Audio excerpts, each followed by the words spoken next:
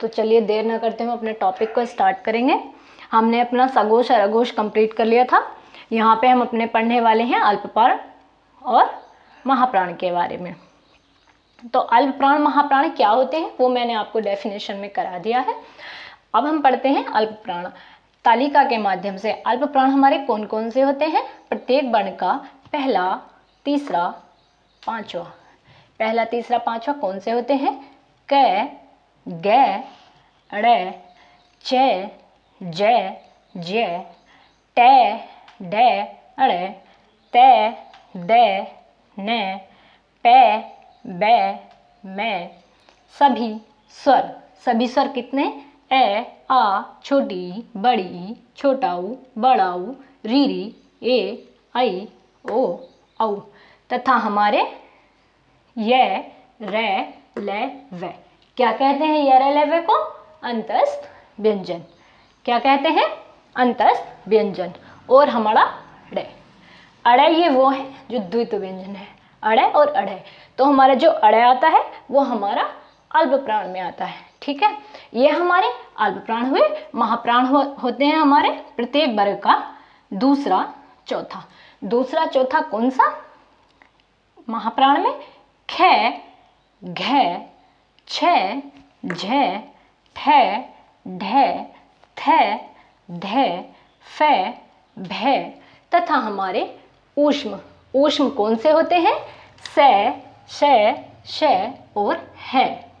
तीनों चारों हमारे ऊष्म कौन से। तीनों हमारे से सपेरा वाला से सलजम वाला से और से षटकोण वाला से तथा हमारा है। ये हमारे कैसे होते हैं। महाप्राण होते हैं। इसमें हमारा एक और आता है। कौन सा आता है। द्विगुण व्यंजन का अढ़। ये हमारे कैसे होते हैं। ये हमारे महाप्राण होते हैं। तो अल्पप्राण हमारे प्रत्येक वर्ग का पहला, तीसरा, पांचवा तथा सभी हमारे स्वर और ये र, ल, व हमारे और अड़ ये हमारे कैसे होते हैं। अल्पप्राण होते हैं। महाप्राण में हमारे सम आते हैं। सम कौन से होते हैं। प्रत्येक वर्ग का दूसरा, चौथा और हमारे स तीनों और है तथा हमारा अड़। ये हमारे कैसे होते हैं।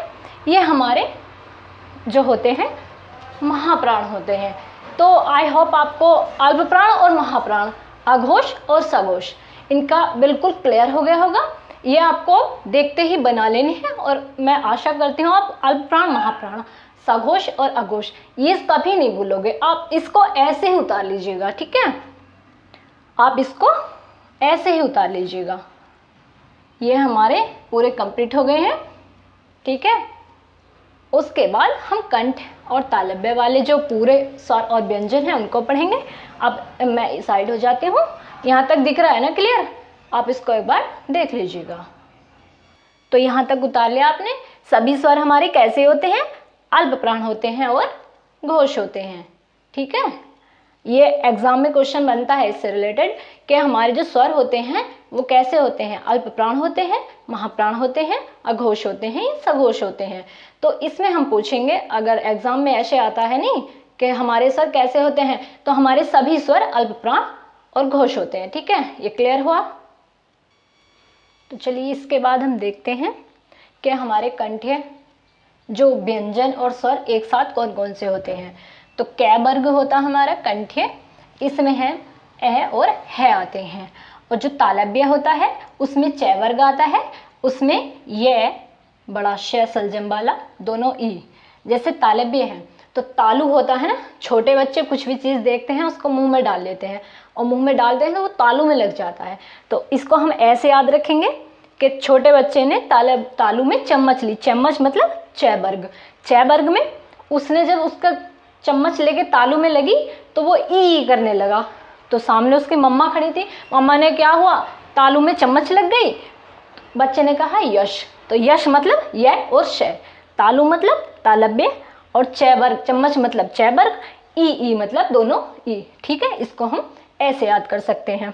और हमारा हुआ मूर्धा। मूर्धा हमारा ट वर्ग आता है, उसमें हमारा दो द्वित व्यंजन मैंने पढ़ा चुकी हूँ मैं।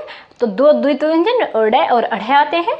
र प्रकंपित जिसे बोलते हैं और श ये षटकोण वाला से आता है, ठीक है। और इसमें हमारा तय वर्ग होता है, तय वर्ग होता है हमारा दंते में। दंते में मैंने आपको बताया था कि दांत देखती है, दांत निकालती है सलज। सलज मतलब जो मैं पहली वीडियो में बता चुकी हूँ, उसको हम ऐसे ही याद करेंगे, ठीक है। और फिर हमारा आता है ओष्ठ्य।